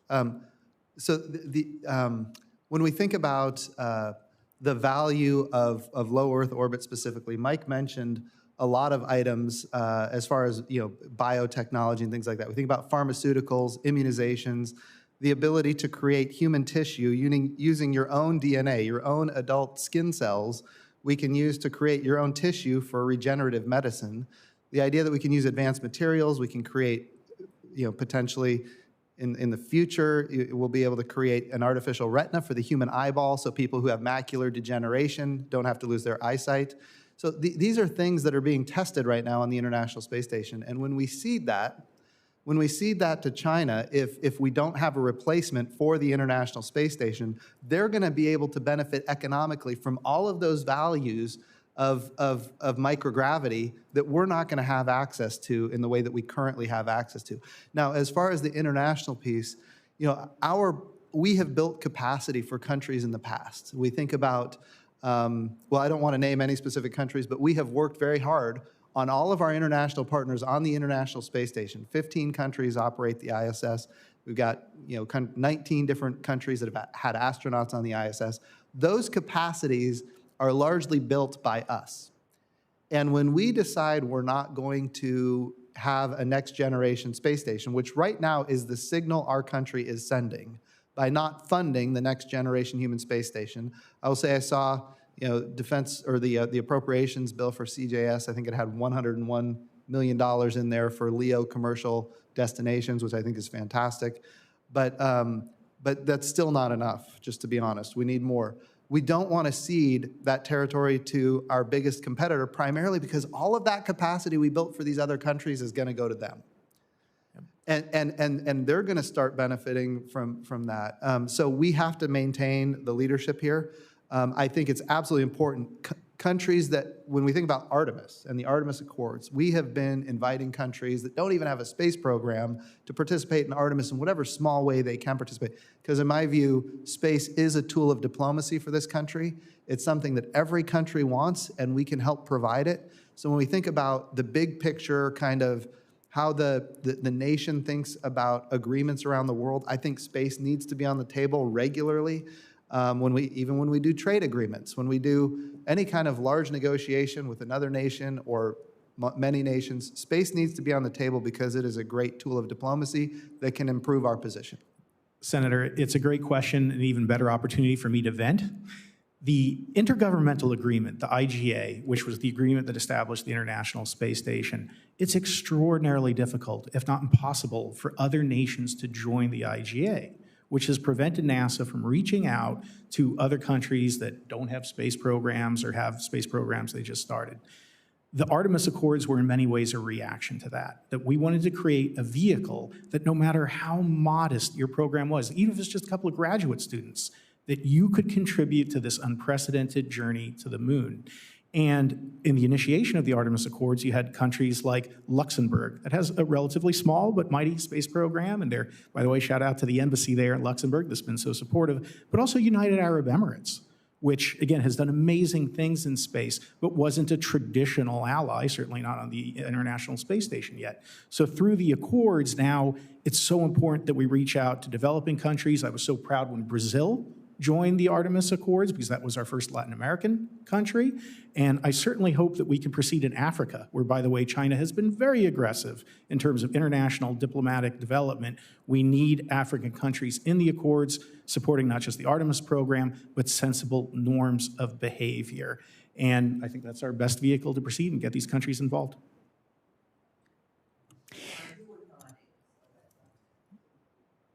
So I would agree that it's been difficult for other countries to join the IGA, but I would also point out that the ISS has been used as a means to bring many countries who are not spacefaring countries into a larger community. It has, at this point, hosted national projects of one type or another for well over 105 countries at this point over its lifespan.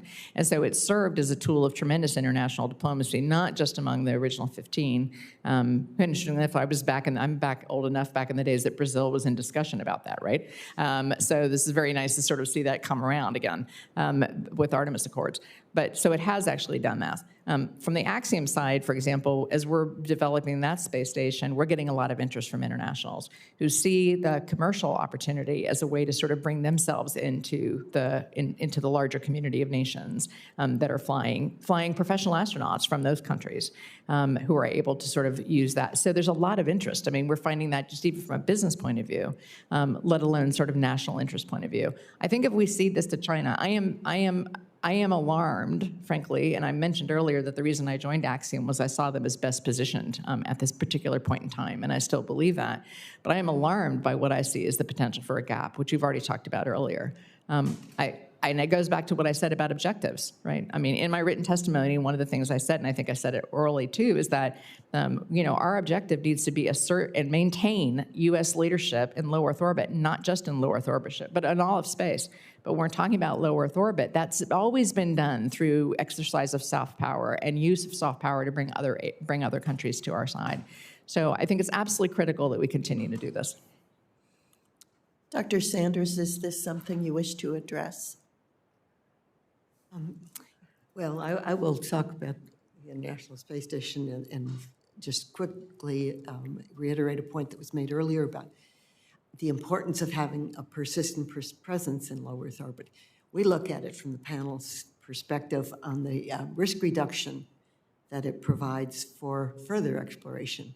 And if you don't have that kind of persistent presence in order to understand the effects of low Earth orbit and of microgravity and the environment on the human physiology, for example, as well as other things, then you are not going to have the ability, you're going to have greater risk when you go further away.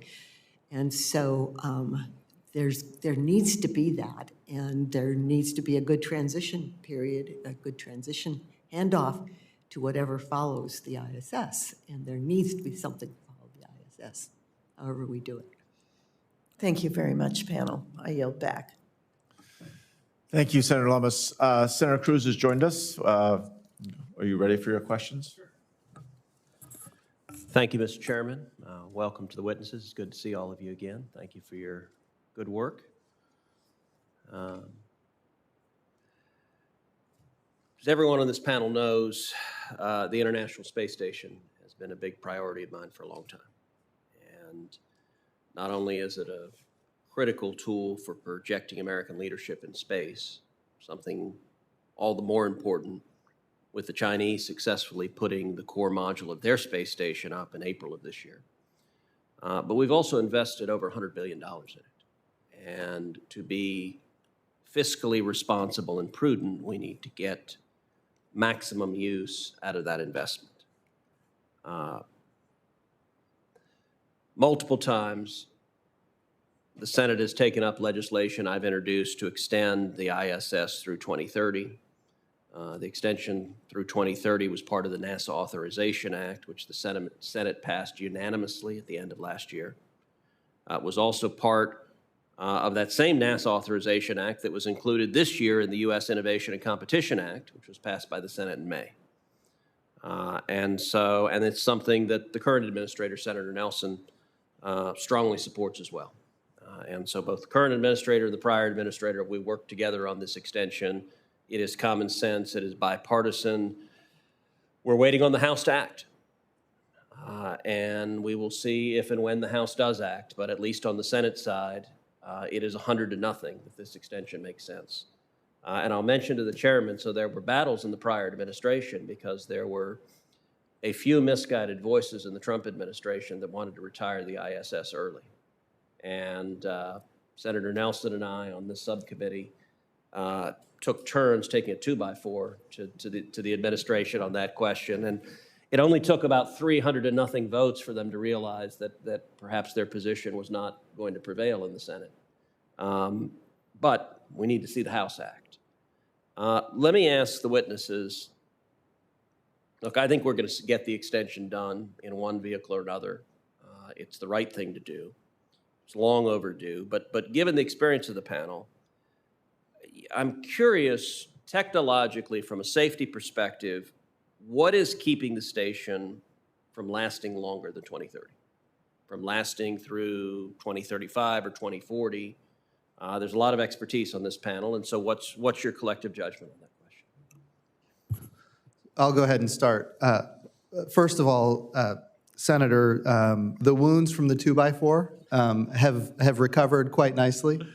And I think you're... To be clear, Jim, you were not the one advocating this. No, I'm aware of that, but I was part of the administration. And look, here's the thing. I think what we're seeing now is that the foresight that you had at the time was right, because we are not ready for what comes after the International Space Station. We're not ready for it. Building a space station takes a long time, especially when you're doing it in a way that's never been done before, which in the future will be commercial. I don't foresee Congress appropriating funds for a second International Space Station. I don't foresee that. Now, that being said, here's the thing that I think is important. Extending it to 2030, I know the Senate's already passed that, and I support that. I would also tell you that there's no guarantee we're going to make it to 2030. Certainly, we should if we can. We have seen already a crack on the International Space Station. We have seen a hole on the International Space Station. If you look at the outside of the space station, it's been pelted by debris. And of course, there's always modifications, upgrades that have to happen in order to keep it moving forward. So it is a marvel of engineering. Mike Gold used to tell me quite frequently, we need to put it in for a Nobel Peace Prize, which I think is right. It is a tool of diplomacy. It's been just a phenomenal capability for our country all around, not even considering how much science is coming from it right now. So the key is extending it. Yes, there is a challenge. We know it can't last forever. How far can it last? I don't think we have that answer. Right now, I think we're in great shape. Well, and let me ask a related question, which is what do y'all think is the timing for a replacement of comparable capability? And when is that transition realistically possible? And how do we ensure that the ISS is operational, that we don't cede low Earth orbit for a period of time to the Chinese, that we maintain U.S. leadership continuously there? So the future is going to depend on how much it gets funded. Right now, it has been funded at nothing compared to what it needs. I think it was like $15 million or something like that for the transition to a new commercial, space station. But what we need, and the CGS appropriations bill had $101 million, which met the president's budget request. That coming from the Senate. The Senate had $101 million in there to meet the president's budget request, which is fantastic. But I'm telling you, sir, it is still not enough. When we think about how long it takes to develop a space station, especially a way that's not been done before, I don't know how long. I'm not going to give you an answer on the date that. But here's what I think the Senate should do. The Senate should absolutely declare that NASA needs to tell it when it's going to, what is the objective to have that new space station, and then the Senate needs to fund the requirements to achieve that. I don't think the right answer is to continue, first of all, extending the space station is the right thing to do, but continuing that in perpetuity, believing that it's going to last forever, I think is not the right approach. And I'm not suggesting that's what the Senate is doing at all. But NASA needs to say, here's how we're going to replace it. Here's what it's going to cost. They need to put that in the president's budget request with many years, 5-year outlook, and then come to you and say, this is the money that we need. And right now, I don't see that happening the way it should happen. And that begins with I think NASA needs to completely fulfill the spirit of what was written into the 2017 NASA Transition Authorization Act, having to do with the transition plan. And a transition plan needs to have, timing, milestones, clear objectives, how those objectives are going to be met. And then once that's in place, then you can begin to have a conversation about follow-ons. So, as you know, Axiom, because we've spoken to you about this, Axiom's approach, was funded on a competitively awarded agreement that was negotiated with NASA. And that $101 million that Jim is talking about, when you look at how NASA is planning to allocate it, does not meet the commitment to Axiom for 2022. The work that needs to go to work on the space station side of it.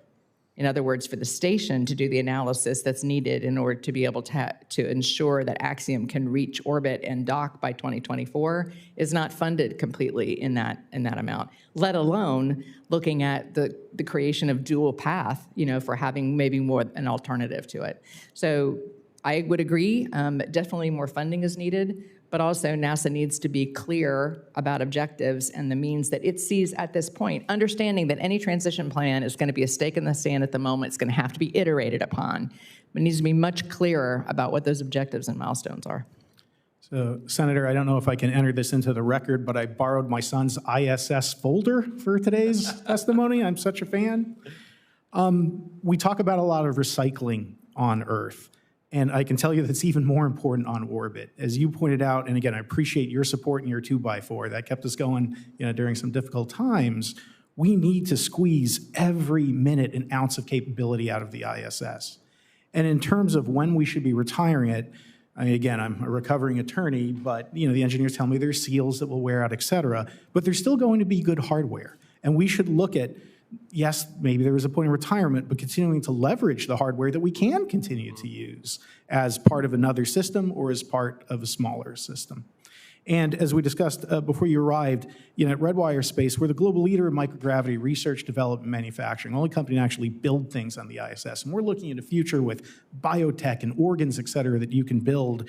We cannot cede those technological capabilities or the diplomatic or political benefits of low Earth orbit to China. So we need to have a two-pronged approach. One, extend the ISS to 2030, which I included in my written remarks, and then ensure that we proceed with enough funding and capability to deploy a free-flying commercial space station so that it's operational while the ISS is still there, and we do not create a gap in low Earth orbit that would be disastrous for us in the nation. And as you point out, you have fans at NASA in doing that. Senator Nelson, Administrator Nelson has been a great supporter, and we've talked a lot about the need for an authorization bill bill. You had former staff that was working on that authorization bill that's now over at NASA. So I think you've got great allies at the agency. Thank you. Great. Thank you, Senator. I appreciate you making the effort to get over here. I think we're at that point where I am forced by tradition and circumstance to let you go. The hearing record will remain open until November 18th, 2021. Any senators who would like to submit questions for the record for the witnesses should do so by November 4th, 2021. To all of you witnesses, in addition to my gratitude, we ask that your responses be returned to the committee by November 18th, 2021. Again, I'd like to thank each of you for your testimony today, but really your service in terms of maintaining or helping to create America's role as a leader in space, but also to maintain it. That concludes our hearing for today. We're adjourned.